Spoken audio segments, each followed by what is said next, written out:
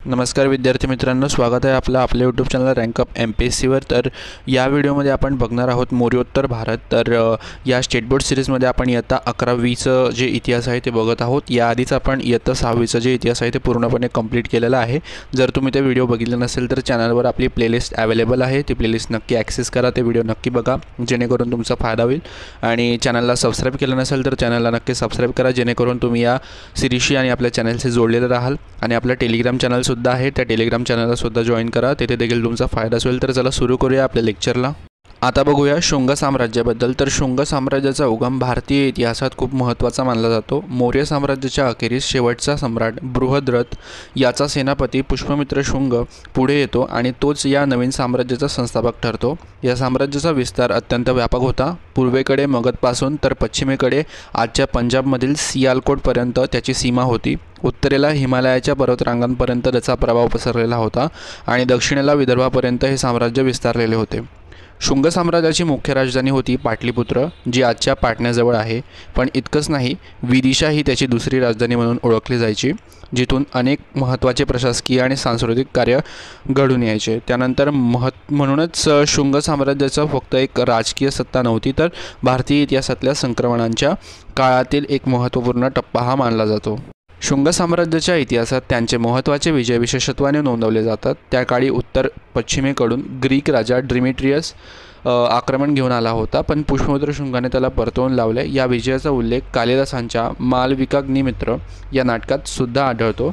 आपल्या सामर्थ्याचा ठसा उमटवण्यासाठी त्याने 2 वेळा भव्य अश्वमेध यज्ञ केला, जो त्या काळातील श्रेष्ठ सत्ता आणि सामर्थ्याचे प्रतीक मानला जायचा।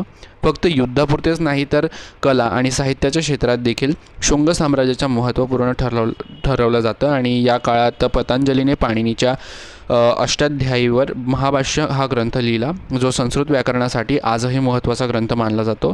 स्थापत्यकलेत सांची आणि भारहूत येथील स्तूप तसेच बेसनगरमधील गरुडस्तंभ हे शुंगकालीन वारसा आजही भारतीय संस्कृतीची भव्यता आपल्याला दाखवतात। पण प्रत्येक साम्राज्याचा शेवट असतोच। शुंग साम्राज्याचाही शेवट नाट्यमय होता। शेवटचा राजा देवभूती याची हत्या त्याचेच मंत्री वासुदेव याने केली आणि याच घटनेतून पुढे कण्व घराण्याचा उदय झाला। म्हणजेच शुंग साम्राज्याचे भारतीय राजकीय इतिहासात केवळ सामर्थ्य दाखवलं नाही, तर साहित्य आणि कलेचाही नवीन आयाम त्यांनी दिला। शुंग साम्राज्यानंतर भारतीय इतिहासात एक नवं साम्राज्य उदयास आलं, ते म्हणजे सातवाहन साम्राज्य। याची पायाभरणी झाली सिमुक या शासकाने आणि पुढे हे साम्राज्य दक्षिण भारतात एक महत्त्वपूर्ण सत्ता म्हणून उभं राहिलं।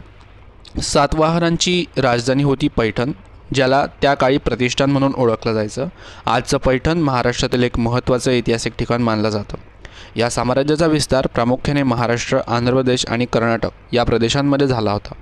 त्यामुळे सातवाहन साम्राज्याने उत्तर दक्षिण भारताच्या व्यापार आणि संस्कृतीमध्ये एक पूल उभा केला। त्यानंतर सातवाहनांच्या राज्यकाळात संस्कृती, व्यापार आणि राजकारण या क्षेत्रात महत्त्वपूर्ण बदल घडले आणि म्हणूनच त्यांचं साम्राज्य भारतीय इतिहासात एक वेगळं स्थान राखून आहे। सातवाहन साम्राज्यात अनेक राजांनी राज्य केलं, पण त्यात 2 नावे विशेषत्वाने घेतली जातात। पहिलं म्हणजे गौतमीपुत्र सातकर्णी। सातवाहन वंशातील तो सर्वश्रेष्ठ राजा मानला जातो आणि त्याने शक राजा नहपानाचा वध करून सातवाहनांची ताकद पुन्हा प्रस्थापित केली होती। नाशिकच्या शिलालेखांमध्ये त्याचा गौरव त्रिसमुद्र तोयपीतवाहन असा केला जातो, म्हणजेच ज्याच्या घोड्यांनी 3 समुद्रांचं पाणी प्यायलं आहे, इतकं भव्य साम्राज्य त्याने निर्माण केलं होतं। त्याने अभिमानाने शक, पहलव, यवन, निषूदन म्हणजेच ही उपाधी धारण त्याने केली। म्हणजेच शक, पल्लव आणि ग्रीक आक्रमकांचा नाश करणारा राजा असं त्या स्वतःला उपाधी त्याने दिली होती। दुसरं महत्त्वाचं नाव म्हणजे राजा हाल। युद्धनीतीतील तो फार प्रसिद्ध राजा होता सातवाहन काळातील, पण साहित्य क्षेत्रात त्याचं योगदान अमूल्य आहे।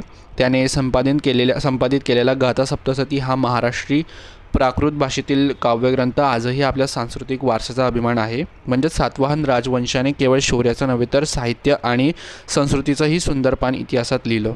सातवाहन साम्राज्याची राज्यव्यवस्था अत्यंत संघटित होती. प्रशासनात अमात्य हे मुलकी काम करायचे, तर लष्करी जबाबदारी महासेनापती आणि महारथी यांच्याकडे असायची.